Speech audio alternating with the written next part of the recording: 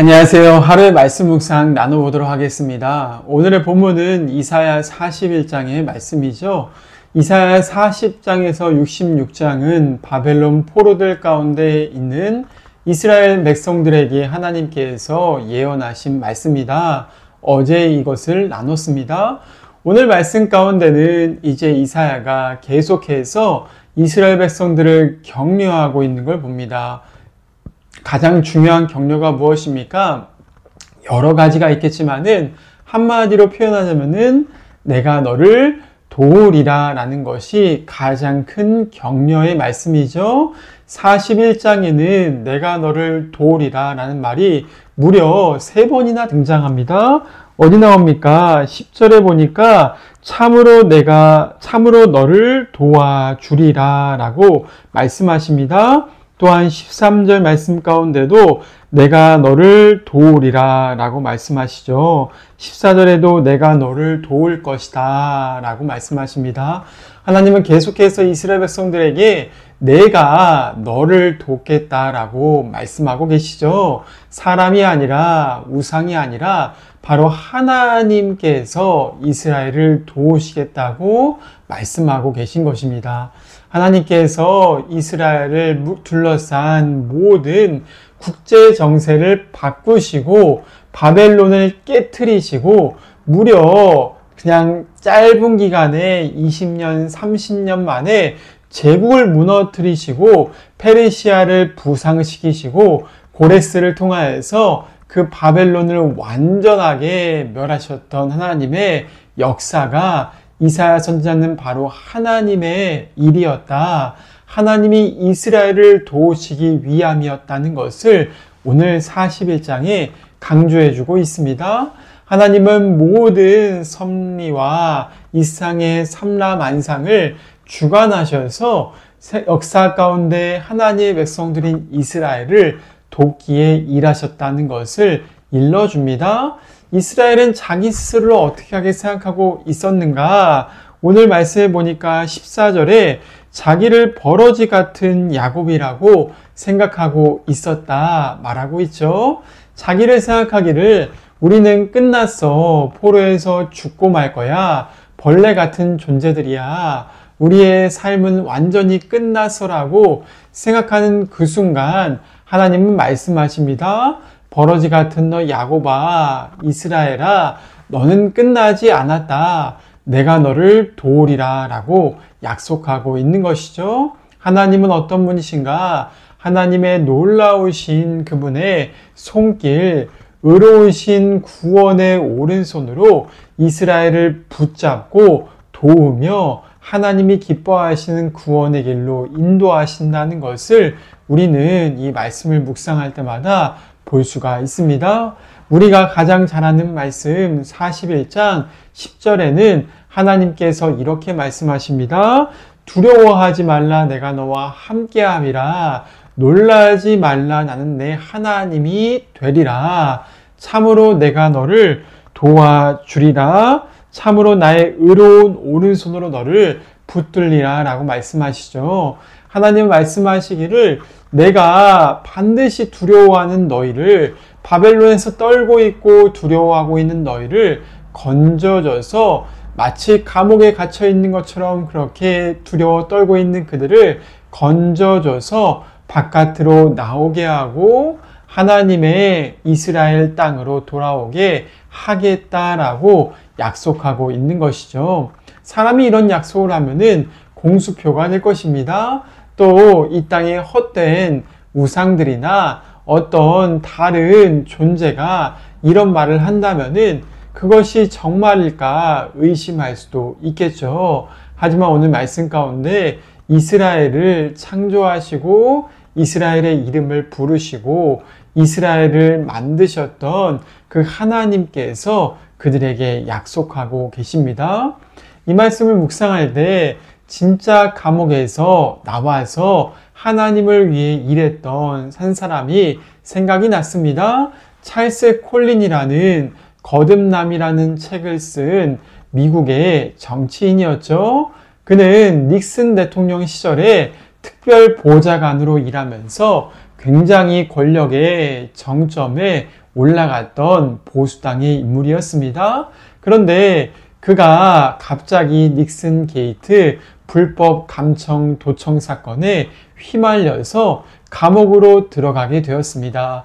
닉슨 대통령은 하야하게 되었으며, 그리고 이 찰스 콜스는 감옥에 들어가서 삶을 절망할 수밖에 없었죠. 그는 감옥의 삶을 절망하고 있을 때 한 친구의 성경과 또한 여러 설교들과 그 C.S. 루이스의 순전한 기독교와 이런 책들을 건네주면서 친구에게 사랑을 받게 됩니다. 감옥에서 자기의 권력의 무상함과 인간의 이런 허무함과 고통스러움, 정치의 권력의 무상함을 깨달으면서 허무해졌을 때 그는 그곳에서 성경과 여러 서적들을 읽다가 설교를 듣다가 정말 거듭나 회심하게 됩니다. 하나님을 만나게 됩니다. 하나님의 돕는 손길과 예수님의 십자가의 사랑을 체험하게 됩니다. 그때부터 그가 마음이 바뀌고 나니까 마음의 허무함이 사라지고 기쁨이 넘치게 되었다라고 말하고 있죠.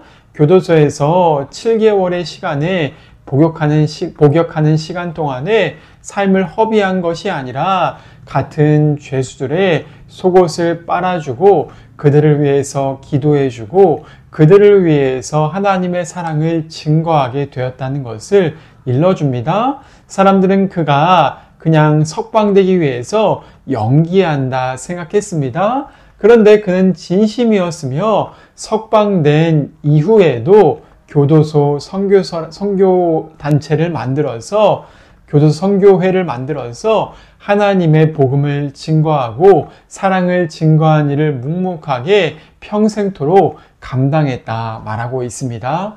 이러한 사건은 우리에게 무엇을 일러주는가? 이 세상에 살아가는 인생의 길 가운데서 절망 가운데, 감옥 가운데, 바벨론 포로 가운데 갇혀 있는 것처럼 보여질지라도 그곳 가운데 정말 하나님의 음성을 들으면은 하나님의 손길을 경험하면은 삶이 바뀌게 된다. 하나님의 구원 가운데 이끌린다는 것을 일러주고 있는 것입니다. 오늘 말씀 가운데 하나님의 은혜를 경험하는 이스라엘이 놀랍게 체험할 역사가 무엇으로 예언되어 있습니까? 17절 말씀 가운데 보니까 너희가 가나안에서 물을 구할 때 갈증으로 혀가 마를 때 여호와께서 그들에게 응답해 주겠다라고 약속하십니다. 알다시피 사람의 영혼은 목마름이라는 영혼에 갈증이 있습니다. 사람은 이 땅을 살아가면서 무엇인가 갈증을 가지며 살아갑니다. 내 인생의 존재 이유에 대한 목적에 대한 갈증이 있습니다. 쾌락을 즐기는 것 같은 사람들도 갈증이 있습니다. 삶을 허비하다 보면은 인생의 허무함 가운데 직면하게 됩니다. 때로는 병과 때로는 여러 가지 고난과 또 사람들이 아무도 나를 알아주지 않는 것 같고 배신을 당했을 때 외로움과 갈증이 있기 마련입니다. 하나님께 우리가 오늘 말씀을 통해서 얻을 수 있는 건 무엇입니까? 하나님은 우리의 영혼의 갈증을 채워줄 수 있는 그러한 바벨론 포로 생활에서 우리의 영혼을 만족하게 해줄 수 있는 여호와 하나님 구원자라는 것을 오늘 말씀은 일러주고 있는 것입니다. 성도님들의 삶 가운데 오늘 영혼에 갈증이 있으십니까? 우리의 삶 가운데 유일하게 갈증을 채울 수 있는 죄로 인하여서 허망한 우리의 인생을 채워줄 수 있는 예수님께 나아가서 하나님께 나아가서 은혜를 구하시고 그분의 실제적인 도움을 경험할 수 있기를 축원드립니다. 또 하나님을 붙잡는 사람들, 하나님의 도우심을 체험하는 사람들은 무엇을 약속받고 있습니까? 18절 말씀 가운데 보니까 하나님이 약속하시죠. 헐벗은 산에 강을 내겠다. 골짜기에 샘이 나게 하겠다. 광야에 못이 나게 하겠다. 마른 땅에 샘근원이 나게 하겠다라고 하시고 계십니다. 하나님은 말씀하시기를 우리의 척박한 환경들을 하나님의 생명의 선물, 그 사막에 샘이 흐르는 것처럼 그 샘물을 내셔서 척박한 환경을 바꾸어 주시겠다 약속하고 있는 것입니다. 하나님이 일하실 때 우리가 겪고 있는 고난은, 척박한 환경은 하나님의 말씀과 도우심으로 인하여서 바뀔 수가 있다는 것입니다. 하나님을 떠난 인간의 여러 가지 척박한 관계들이 있습니다. 인간관계가 깨지고, 그리고 사람들에게 실망하고, 또 나의 여러 가지 형편 가운데 어려움이 찾아오고 병과 고통이 찾아올 때가 있습니다. 하나님은 그때마다 내가 너를 도와주겠다, 그것들을 바꾸어 주겠다라는 것을 약속해 주시는 것입니다. 이러한 모든 것들을 할 수 있는 사람은 오직 하나님밖에 없는 것이죠. 이사야 41장에는 오직 하나님만이 이런 것을 하신다는 것을 계속해서 강조합니다. 우리는 이런 환경을 바꾸기 위해서, 영혼의 갈증을 채우기 위해서 자꾸 하나님이 아니라 다른 것들을 찾아다닙니다. 사람들을 찾아다니고, 친구를 찾아다니고, 어떤 나에게 도움을 줄 만한 것들을 붙잡고, 어떤 정치적 끈을 붙잡고, 권력을 붙잡고, 여러 가지 것들을 붙잡습니다. 그런데 그것이 해결되는가?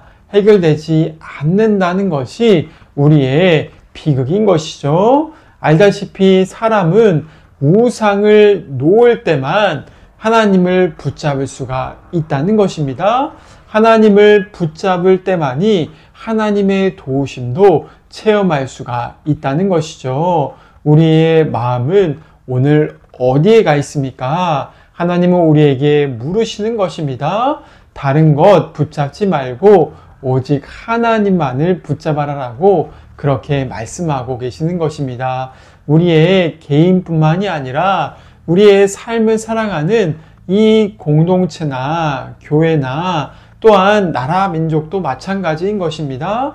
우리가 정말 하나님의 얼굴을 구하고 하나님을 붙잡아야 된다. 오늘 말씀에는 그것을 일러주는 것입니다. 하나님은 정말 이스라엘 백성들이 포로 생활 70년 가운데서 절망하고 낙담하고 하나님을 떠난 것처럼, 하나님이 없는 것처럼 보이는 상황 가운데 다시 한번 찾아오셔서 말씀하시는 것입니다. 이제는 절망하지 말고 하나님을 붙잡아라 라고 격려하시는 것이죠. 오늘도 주님을 붙잡으셔서 우리의 삶 가운데 정말 하나님의 일하심과 하나님의 역사하심을 체험할 수 있기를 소원합니다. 저 또한 하나님을 붙잡기를 원하고 성도님들의 삶 가운데 하나님을 붙잡으셔서 우리의 삶이 하나님 안에서 다시 한번 회복을 누릴 수 있기를 소원합니다.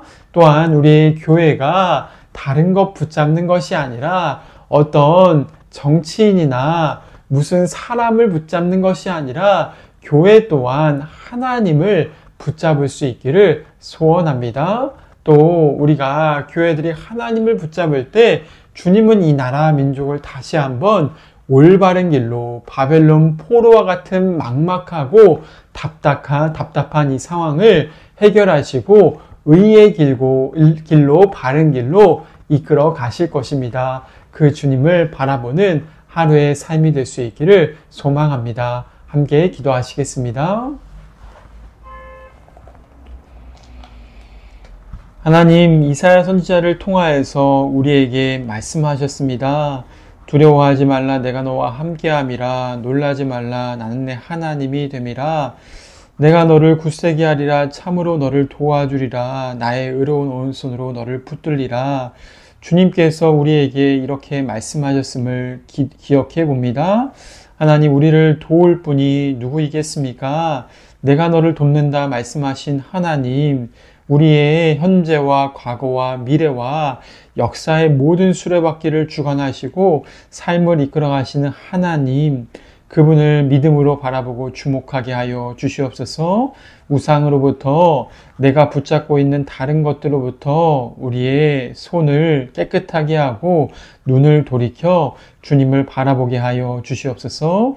그리하여서 우리의 인생이 하나님의 손길 안에서 온전히 이끌리게 하시며 하나님이 기뻐하시는 그러한 놀라운 구원을 체험하게 하여 주시옵소서. 하나님, 허망한 인생, 목마른 인생 가운데 생수의 물을 채워주시며 척박한 환경, 광야 같은 삶 가운데 하나님의 회복과 새로운 환경이 바뀌어지는 샘물을 내시기를 기도합니다. 우리의 삶에 주님이 주인 되셔서 그러한 역사가 나의 삶과 가정과 우리가 섬기는 교회 가운데 일어나게 하여 주시옵소서. 그리하여서 이 땅에 그리스도인들이 예수님만을 붙잡을 때 다시 한번 이 땅에 구원의 길을 내시는 이 대한민국 가운데 하나님의 구원을 내시는 주님을 체험할 수 있기를 기도합니다. 주님, 바벨론 포로와 같은 이 땅 가운데 하나님만 일하셔서 하나님의 이름만 드러나서 영광받아 주시옵소서. 감사드리며 예수님의 이름으로 기도드립니다. 아멘. 오늘 하루도 평안하세요.